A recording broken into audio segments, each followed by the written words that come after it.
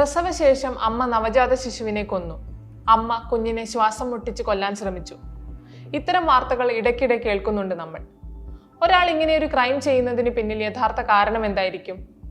Postmortem depression പോലുള്ള മാനസിക രോഗാവസ്ഥകൾ ഇവിടെ വില്ലനായി മാറുന്നുണ്ടോ? ചോദ്യങ്ങൾ ഒരുപാടുണ്ട്.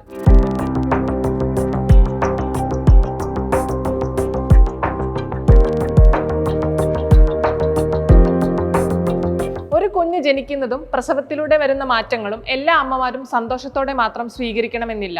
പലതരം മാനസിക ശാരീരിക സംഘർഷങ്ങളിലൂടെ ഈ സമയത്ത് സ്ത്രീകൾ കടന്നുപോകാം. പ്രസവാനന്തരമുള്ള മാനസിക പ്രശ്നങ്ങൾ പല ലെയറുകളിലായാണ് രോഗങ്ങളായി സ്ത്രീകളെ ബാധിക്കുന്നത്. പോസ്റ്റ്മോർട്ടം ബ്ലൂസ് അഥവാ baby blues, postmortem depression, postmortem സൈക്കോസിസ് എന്നിങ്ങനെയാണ് അവയുടെ ഗൗരവം അനുസരിച്ച് മാനസികാവസ്ഥകളെ തരംതിരിച്ചിരിക്കുന്നത്. പ്രസവശേഷം ചില സ്ത്രീകൾക്ക് ആങ്സൈറ്റി, കരച്ചിൽ, കുഞ്ഞിനെ നോക്കാൻ താല്പര്യമില്ലായ്മ എന്നീ പ്രശ്നങ്ങൾ ഉണ്ടാകാറുണ്ട്. ഇത്തരം മെന്റൽ ഫ്ലക്ച്വേഷനുകൾ അഥവാ മാറ്റങ്ങൾ മിക്കവാറും 1-2 ആഴ്ചയ്ക്കുള്ളിൽ ഭേദമാവാറുമുണ്ട്. ഈ അവസ്ഥയെയാണ് ബേബി ബ്ലൂസ് എന്ന് പറയുന്നത്. എന്താണ് പോസ്റ്റ്മോർട്ടം ഡിപ്രഷൻ? പ്രസവത്തിന് 2-3 ആഴ്ചകൾക്ക് ശേഷം സ്ത്രീകളിൽ സംഭവിക്കുന്ന ഫിസിക്കലും ഹോർമോണലും ഇമോഷണലുമായ മാറ്റങ്ങളെല്ലാം ചേർന്ന് ഡിപ്രഷനിലേക്കും മറ്റ് മാനസിക പ്രശ്നങ്ങളിലേക്കും നയിക്കുന്ന അവസ്ഥയെയാണ് പോസ്റ്റ്മോർട്ടം ഡിപ്രഷൻ അഥവാ പ്രസവാനന്തര വിഷാദം എന്ന് വിളിക്കുന്നത്. പ്രസവശേഷം എല്ലാ സ്ത്രീകൾക്കും വരുന്ന രോഗമാണോ പോസ്റ്റ്മോർട്ടം ഡിപ്രഷൻ? ആർക്ക് വേണമെങ്കിലും ഇത് ഉണ്ടാവാവുന്നതാണ്.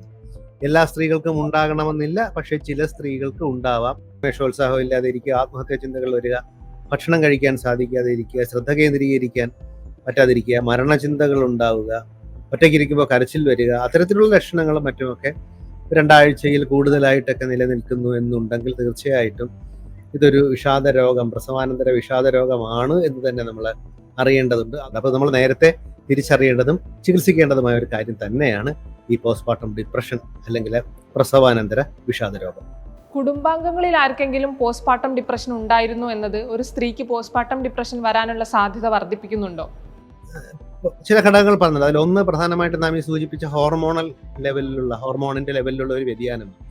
ഒരു കുടുംബത്തിൽ ആർക്കെങ്കിലും ഇത്തരത്തിലുള്ള വിഷാദ രോഗമോ പ്രസവാനന്തര വിഷാദ രോഗമോ ഒക്കെ ഉണ്ടെങ്കിൽ ഇത്തരത്തിലുള്ളവർക്ക് സാധ്യത കൂടുതലാണെന്ന് പറയും.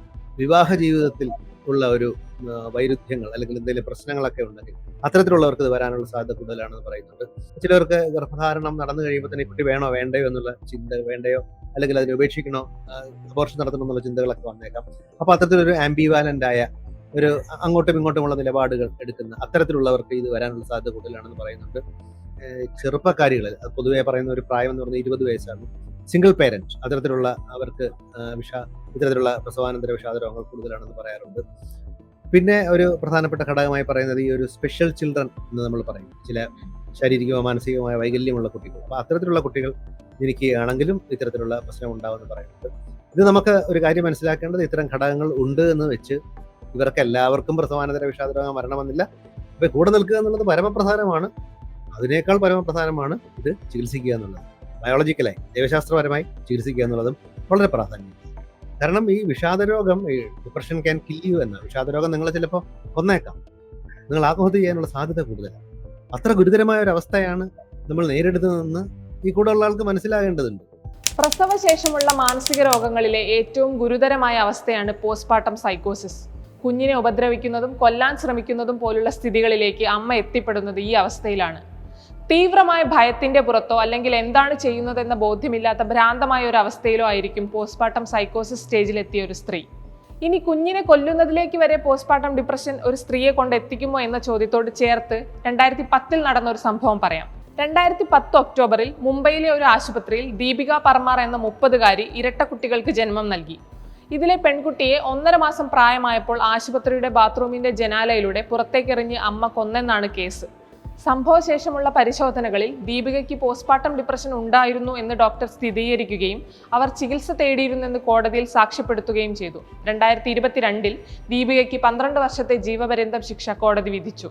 പോസ്റ്റ്മോർട്ടം ഡിപ്രഷനെ അഡ്രസ്സ് ചെയ്യാൻ നമ്മുടെ സമൂഹം പഠിച്ചു തുടങ്ങിയിട്ട് കുറച്ചു കാലമേ ആയിട്ടുള്ളൂ എന്നത് വേറൊരു വസ്തുതയാണ്. കേരളത്തിലെ ഇപ്പോൾ നമ്മൾ സർക്കാരിന്റെ പുതിയൊരു പദ്ധതിയുടെ ഭാഗമായിട്ട് എല്ലാ ആന്റിനേറ്റൽ ക്ലിനിക്കുകളിലെ ഇത്തരത്തില് നമ്മുടെ SIT-യുമായി ബന്ധപ്പെട്ട തരത്തിലൊരു ക്ലിനിക്കുണ്ട്.